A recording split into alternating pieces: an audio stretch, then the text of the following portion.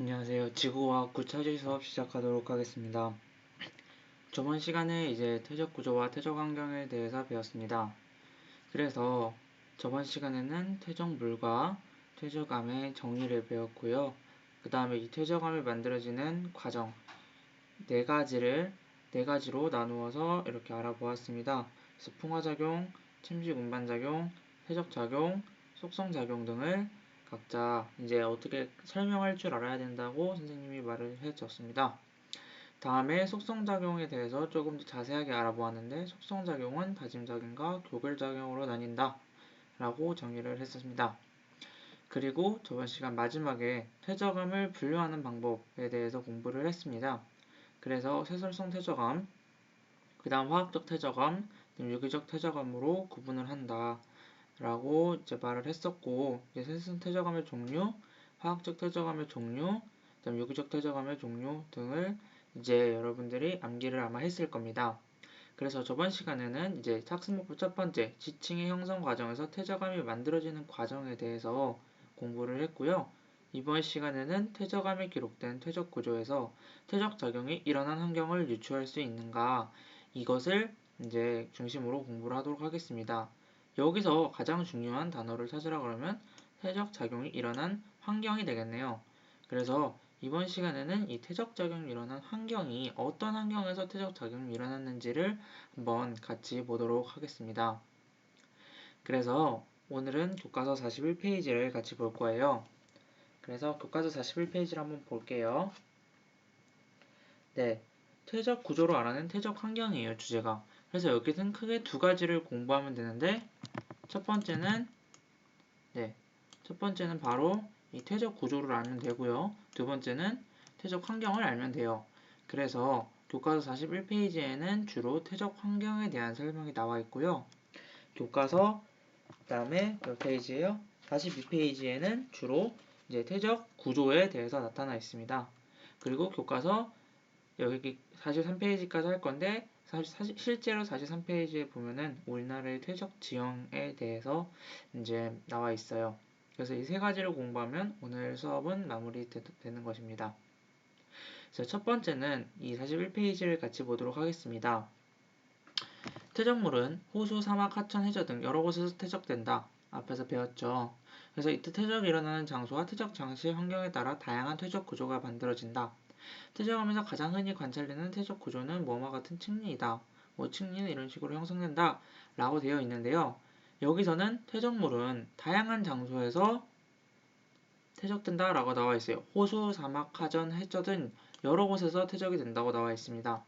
이 그림을 보면은 퇴적은 바다에서 퇴적이 된다 라고 나와 있잖아요. 근데 저번 시간에 이제 침식은 산에서만 일어나는 게 아니라 다른 데도 다 일어나지만 가장 많이 일어나는 곳이 산이기 때문에 산으로 표현을 했다라고 말을 했습니다. 이와 마찬가지로 퇴적작용 역시 바다에서 가장 많이 일어나기 때문에 바다의 모식을 그려놓은 거고요.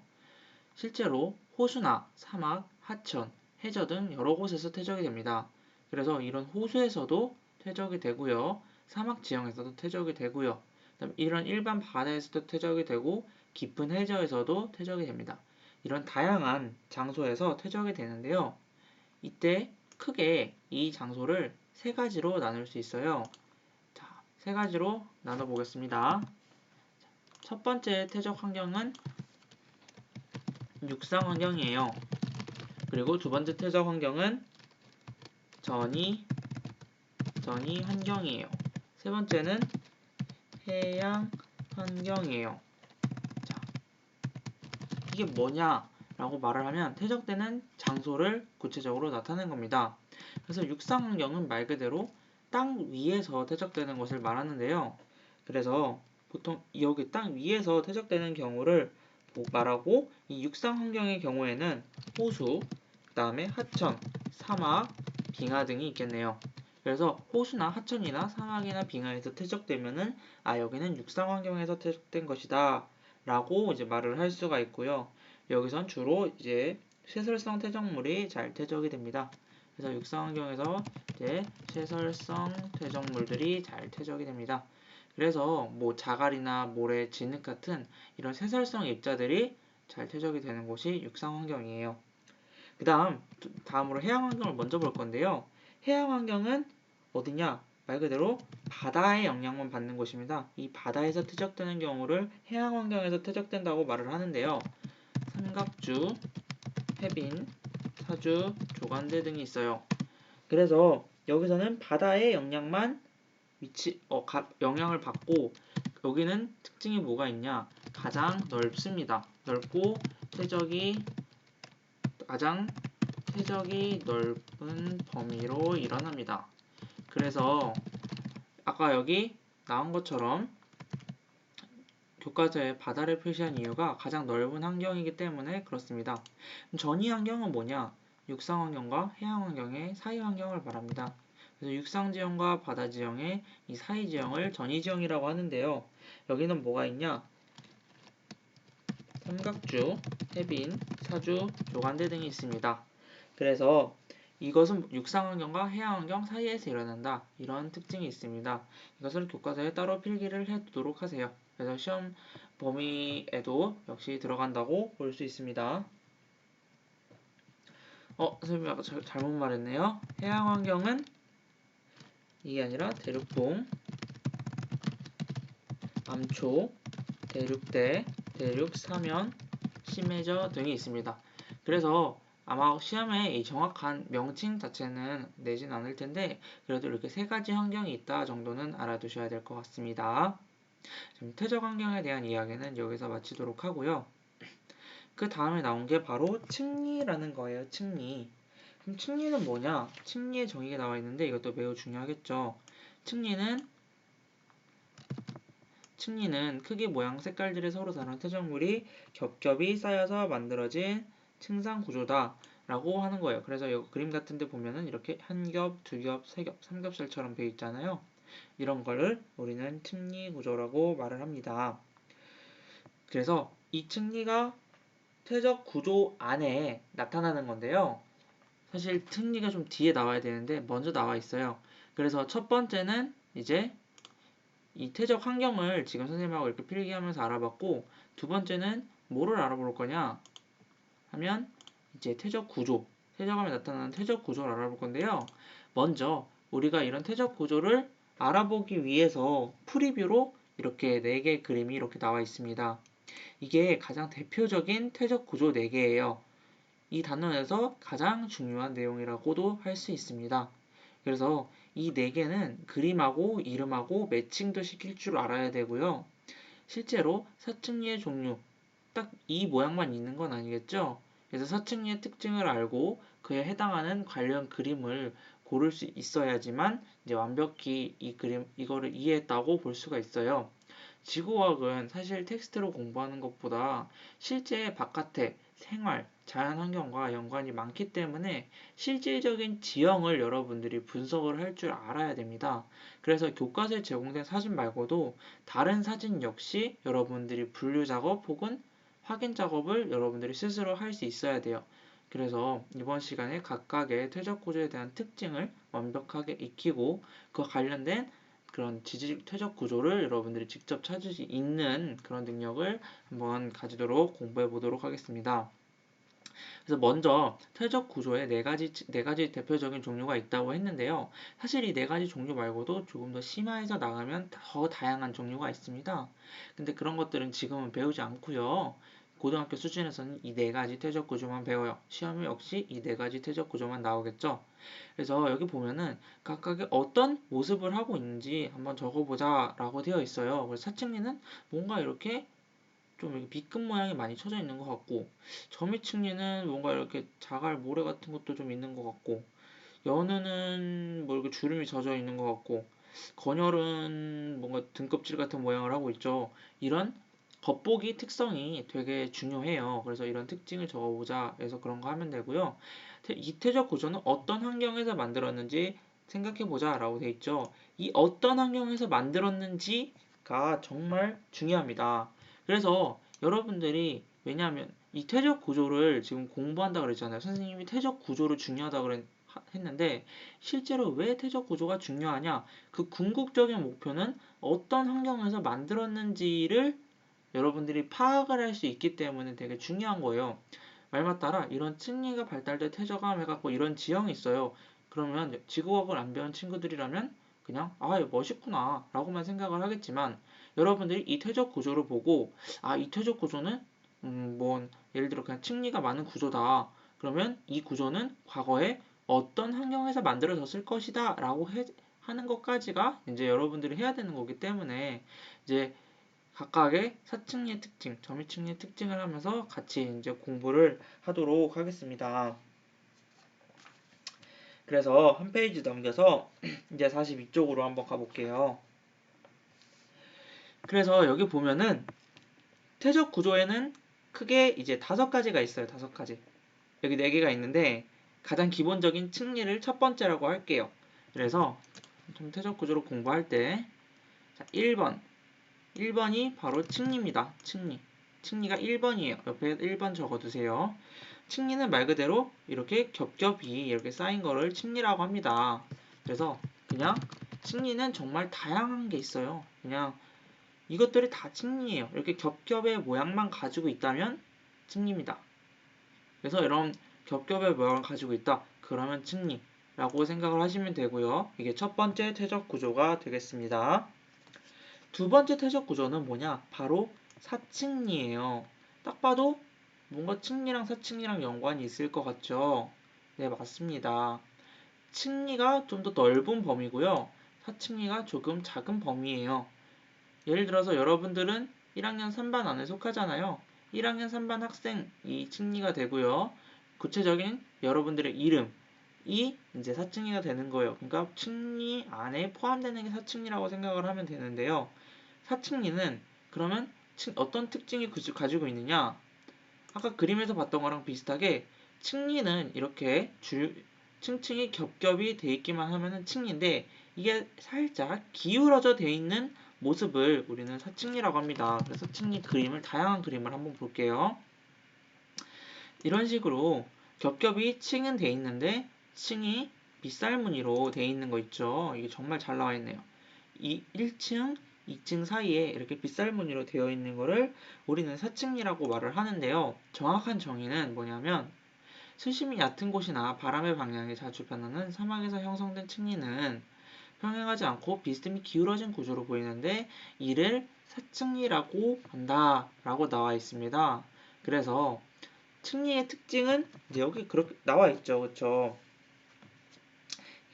사층리는 층리 중에서 수심이 자꾸 변하는 사막에서 형성된 평행하지 않고 비스듬히 기울어진 구조를 보이는 걸 사층리라고 말한다 라고 해요. 그래서 이런 기울어진 모양이 있는 게 특징이고요. 이 사층리에서 알 수 있는 건 2가지가 있습니다. 여기서 알 수 있는 게 되게 중요한데요. 사층리에서는 뭐를 알 수 있냐? 유수의 방향을 알 수 있고요. 두 번째는 또 뭘 알 수 있을까요? 지층의 상하 판단을 할 수가 있어요. 그래서 나중에는 알게 되겠지만 사층리, 점유층리, 연은, 건열 모두 지층의 상하 판단을 할 수 있는데 유수의 방향은 사층리만 할 수 있는 그런 고유의 특징입니다. 이는 끝까지 한번 읽고 다시 한번 설명을 해줄게요. 일단 적어놓고 넘어가겠습니다. 먼저 각각 4가지 특징 먼저 하고 넘어가도록 할게요. 두 번째는 뭐냐? 점이층리예요. 점이층리는 읽어보겠습니다. 퇴적물이 쌓일 때는 크고 무거운 입자가 먼저 가라앉고 작고 가벼운 입자가 나중에 쌓인다. 한 지층 내에서 위로 갈수록 입자의 크기가 작아지는 퇴적 구조를 보이는데 이를 점이층리라고 한다. 예요. 여기는 뭐 요약할 게 없고 다 그냥 싸그리 다 외워야 돼요. 이해를 하시면 편합니다. 점이층리는 뭐냐? 말 그대로 점이 그러니까 점점 이렇게 그라데이션이 있는 거예요. 그래서 여러분들이 그렇게 생각하시면 돼요. 진흙과 자갈과 모래가 있어요. 그럼 진흙과 자갈과 모래를 한 곳에 섞어놨다가 물에 확 던져버려요. 그러면은 진흙이 가장 먼저 떨어질까요? 자갈이 먼저 떨어질까요? 진흙이 먼저 떨어질까요? 모래가 먼저 떨어질까요? 자갈이 먼저 떨어질까요? 그쵸?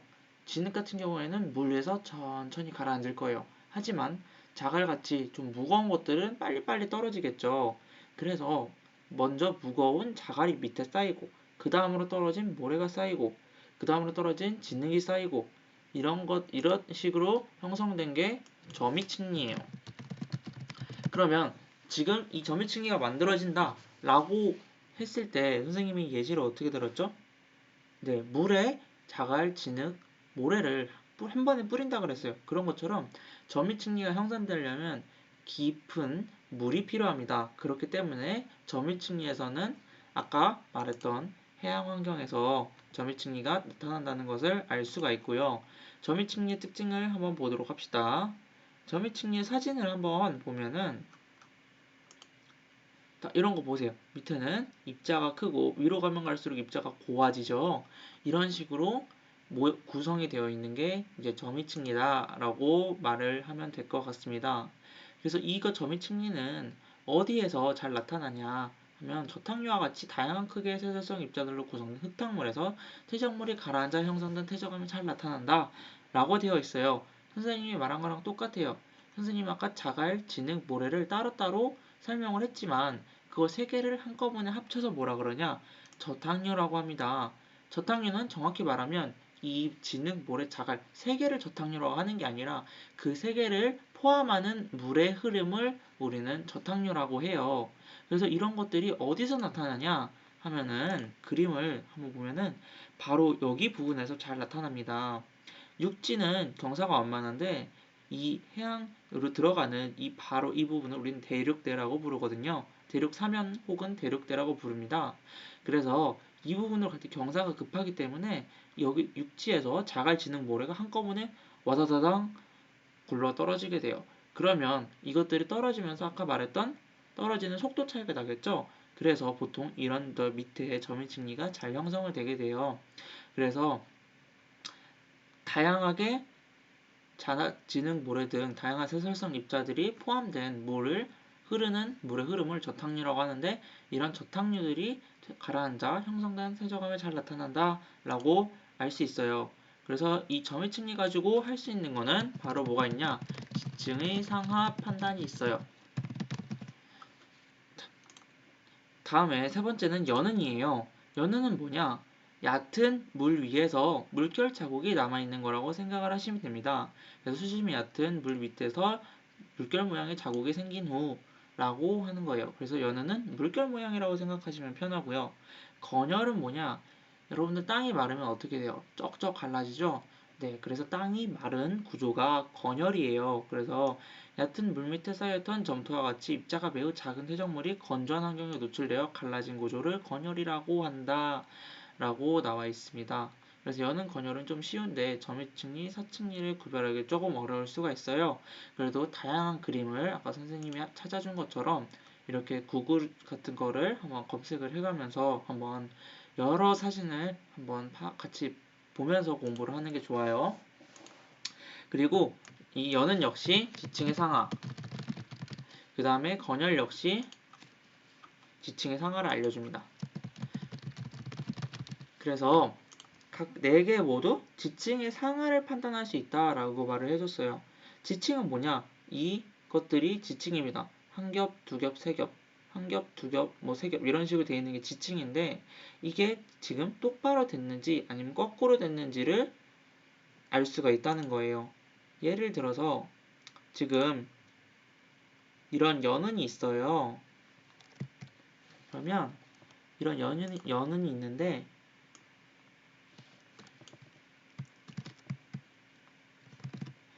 연은에 지금 점이층리를 먼저 볼게요. 아까 선생님이 말했듯이 점이층리는 밑으로 가면은 무거운 게 있고 그 다음 위에는 가벼운 진흙이나 모래들이 쌓인다 그랬어요. 그리고 시간이 지나서 또 무거운 게 쌓이고 또 가벼운 게 쌓이고 또 저탕류가 내려오면 무거운 게 쌓이고 가벼운 게 쌓여요. 그래서 보통은 이런 식으로 점이층리가 형성이 되어야 합니다. 여기 잘 나와 있네요. 점이층리가 이런 식으로 나와 있어야 하는데 점이층리가 이런 식으로 안 돼 있는 경우가 있어요.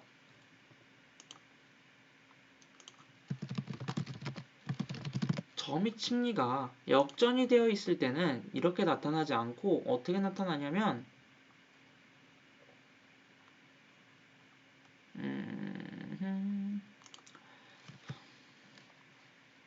예, 이 그림을 선생님 갖다 쓰도록 하겠습니다.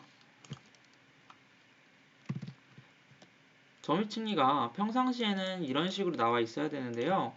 만약에 그림을 이런 식으로 주어졌어요. 그림이 시험에 이런 식으로 나왔어요. 그럼 여러분들이 실제로 아는 점유층리랑 조금 다른 모양이네요. 네, 맞아요. 점유층리가 거꾸로 뒤집어졌다라고 설명을 할 수가 있겠죠. 그래서 이럴 때는 고급 용어로 뭐라 그러냐? 지층에 역전이 일어났다라고 합니다. 그래서 이런 식으로 사진이 제공이 되면은 이거는 지층에 역전이 일어난 거구나 라는 것을 여러분들이 파악할 수 있다는 거예요. 그래서 여기서 아까 선생님이 이렇게 4개 적어줬잖아요. 지층의 상하 판단을 할 수 있다는 게 지금 여기가 위쪽이고 여기가 아래쪽인데 이게 반대로 뒤집어졌으니까 지금 지층이 역전됐구나 라는 것을 알 수 있다라는 거예요. 마찬가지로 연우는 물결 모양이라고 그랬잖아요. 그래서 보통 일반적으로 이런 식으로 물결 모양이 되어 있는데 시험 문제 같은 데에 이런 식으로 제공이 되어 있어요. 그러면 역시 이것도 지층이 역전됐구나 라는 걸 알 수가 있겠죠. 건열도 똑같아요. 건열도 평상시엔 이런 모양인데 역전이 되면은 이런 식으로 주어지겠죠. 그래서 각각 모양들을 잘 기억을 하고 있어야 돼요. 그래서 이 세 개는 크게 역전된 걸 파악하기가 어렵지 않은데 이 사층리는 줄무늬 모양이 있는데 줄무늬 거꾸로 뒤집으면은 똑같지 않나요? 라고 생각할 수 있어서 선생님이 이거는 또 한번 2개를 만들어 볼게요. 자, 2개 차이가 보이시나요? 네, 맞아요. 빗살무늬가 보통은 이런 식으로 돼 있으면서 선생님 그림을 잘 못 그리네요. 빗살무늬가 여기가 보통은 위쪽이 좀 넓고요. 밑으로 가면 좁아요. 위에가 넓고 좁아요. 마찬가지로 위에가 넓고 좁아요. 그런데 지층이 역전됐을 경우에는 위에가 좁고 밑에가 넓습니다. 그래서 이걸로 지층의 역전을 여러분들이 판별을 할 수가 있는 거예요. 아시겠죠? 그래서 이 4가지 지층 모두 지층이 역전됐는지 여부를 파악할 수가 있는 거고요. 특이하게 이 사층리는 유수의 방향까지 알 수 있어요. 유수의 방향은 뭐냐? 바람이나 물이 그 당시에 어떤 방향으로 흘렀는지를 알 수 있다는 게 이제 유수의 방향을 알 수 있다는 건데요. 이 사층리는 어디서 어디로 물이나 바람이 흘렀냐면 이런 식으로 흘렀다는 것을 알 수가 있습니다. 물이 이런 식으로 흘렀기 때문에 사층리가 이렇게 기울어졌겠죠. 만약에 물이 이렇게 반대편으로 흘렀다. 그럼 사층리가 어떻게 되겠어요? 반대편으로 흘렀다면은 사층리가 이런 식으로 되어 있으면은 사층리가 물이 이런 식으로 흘렀다라는 것을 여러분들이 판별할 수가 있습니다. 그래서 사층리는 특이하게 물이 흐른 방향, 바람이 이동한 방향과 지층의 역전 여부 2가지를 알 수 있다라는 점 역시 여러분들이 이제 머릿속에 꼭꼭 넣어두도록 합시다. 그래서 42쪽까지 공부를 모두 마쳤습니다. 각각의 사층리, 점유층리, 연운, 건열, 층리 이런 것들의 퇴적 구조에 대한 특징을 잘 알고 이 퇴적 구조로 인해서 어떠한 환경인지 지층이 역전이 됐는지를 알아야 돼요. 그래서 정리하면 첫 번째 각각의 정의, 사층리의 정의, 점유층리의 정의, 연운의 정의, 건열의 정의 적어줄게요. 선생님이 여러분들이 알아야 될 거 3가지 1번 각각 퇴적 구조의 정의를 알아야겠죠. 2번째는 어떤 환경에서 생성됐는지. 예를 들어서 연은 같은 경우에는 수심이 얕은 물 밑에서 물결의 영향으로 이런 식으로 어떤 환경에서 생성됐는지. 그리고 3. 이 퇴적 구조로 알 수 있는 점. 그래서 이 퇴적 구조를 알 수 있는 점들에는 이런 것들이 있죠. 이 3가지를 공부하면 여기는 완벽히 공부가 된다라고 말을 할 수 있겠습니다. 한 페이지 넘어가서 한반도의 퇴적 지형인데요. 우리나라는 정말 다양한 퇴적 구조가 있습니다.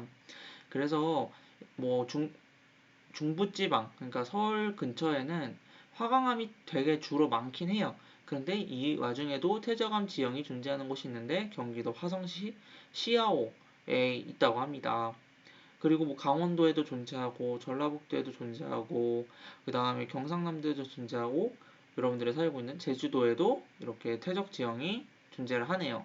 제주도는 거의 다 대부분이 화성암이라고 선생님이 말을 했어요. 실제로 처음에 제주도가 생성될 때는 퇴적암이 없었죠. 왜냐면 하산섬이기 때문이에요. 그런데 어떻게 제주도에 퇴적 지형이 있을까요? 네, 여기서 퇴적물이 어떻게 생성된 거냐면 풍화나 침식 작용으로 생겼다고 말을 했어요. 그러니까 제주도도 오랜 시간을 거쳐 오면서 여기 화성암이 깎였겠죠. 깎이고 나서 그게 퇴적물이 되면서 다시 퇴적이 된 거예요. 그런 퇴적 지형이 어디 나타나냐? 제주도 수월봉에 이렇게 나타난다고 합니다. 이런 것처럼 정말 다양한 퇴적 지형이 있는데요. 여기는 선생님이 여러분들한테 이번 시간 수업에서 과제에서 낼 거는 이거예요. 이것도 하나 낼 거예요. 뭘 낼 거냐면 지금 여기 각각 이름하고 특징들에 대해서 나타나 있잖아요. 그쵸? 그래서 어떤 거를 해야 되냐? 선생님이 하나의 장소를 줄 거예요. 어떤 장소를 줄 거냐? 자, 지금 1, 2, 3, 4, 5번까지 있죠? 6번. 전라북도 진안군 마이산이라는 곳. 전라북도 여기 진안에 마이산이라는 곳이 있는데 여기가 어떤 퇴적암으로 이루어졌는지. 지금 여기 보면은 고성군에는 중생대에 퇴적된 세일층이라고 돼 있잖아요. 그쵸? 이런 식으로 어떤 퇴적암으로 이루어졌는지, 어떤 시대에 퇴적됐는지. 여기 보면 중생대라고 돼 있죠. 그쵸? 여기는 중생대, 여기도. 다 중상대, 여기는 고생대 바닥에서. 그러니까 어떤 시대에 퇴적됐는지. 그 다음에 어떤 퇴적 구조를 나타내는지. 여러분들이 공부하지 않은 퇴적 구조가 나올 수도 있어요. 그래서 여러분들이 4가지 퇴적 구조, 5가지 퇴적 구조만 배웠는데 아까 선생님이 수업 초기에 얘기한 것처럼 퇴적 구조는 이거 4개 이외에도 더 많다 그랬어요. 그래서 여러분들이 만약에 찾았을 때 모르는 퇴적 구조가 나올 수도 있어요. 그 퇴적 구조여도 찾아서 적어주시면 됩니다. 그래서 이 3가지를 아마 과제에 선생님이 적으라고 할 거예요. 그래서 직접 찾아가지고 인터넷 검색을 해가지고 한번 적어보도록 합시다. 퇴적 지형에서는 이거를 뭐 다 외우라고 할 것 같진 않아요. 그래서 앞에 화강암 이거는 외우라 그랬잖아요, 선생님이. 근데 이거는 아마 이제 수업에 시험에서는 아마 제외를 할 것 같은데 일단 이거는 시험에서는 제외할 것 같은데 확정은 아닙니다. 확정은 아니니까 일단은 근데 우선순위에서 제껴두고 이제 공부를 하고 하라는 겁니다. 한번 이거 스스로 정리하기 한번 하고 수업 마치도록 하겠습니다. 그래서 세설성 퇴적암이 생성되는 과정을 설명해 보자 해서 이거는 저번 시간에 여러분들 공부를 했었죠. 세설성 퇴적암이 생성이 되는 과정 4가지 얼마나 중요하면 이 4가지 과정이 또 강조가 됩니다. 그래서 풍화작용, 침식운반작용, 퇴적작용, 속성작용을 이렇게 적어주시면 되고요. 그 다음에 사층리, 점유층리, 여는 건열이 발견되는 시층은 각자 어떤 환경에서 생성된 것인가. 아까 선생님이 이 3가지 알아야 된다 그랬잖아요. 그래서 이 3가지에 알면은 당연히 이거는 쉽게 알 수가 있을 겁니다. 그래서 이제 이렇게 하고 넘어가도록 하고요. 그 다음에 이걸 안 했네요. 석회암층이 많이 분포하는 태백시 구문소 주변은 과거에 어떤 환경이었을지 생각해보자. 연은과 건열을 쉽게 찾아볼 수 있다라고 하네요. 그러면 어떤 태적 환경이었을까요? 앞에 연은과 건열의 특징이 나오겠죠. 이거 역시 과제로 여러분들에게 제공을 할게요. 그래서 이번 시간 과제는 아마 이것도 해야 될 것 같고요. 이거는 이제 어디서 키포인트를 가지면 되냐? 이거는 굳이 인터넷 검색할 필요 없어요. 연은과 건열의 태적 환경의 특징을 적어주면 되겠죠. 그래서 그거 적어주면 되고 이건 인터넷 검색해서 적어주면 될 것 같습니다. 질문 있으면은 비공개 댓글로 남겨주시고요. 이번 수업은 여기까지 하도록 하겠습니다. 여러분 모두 수고하셨습니다.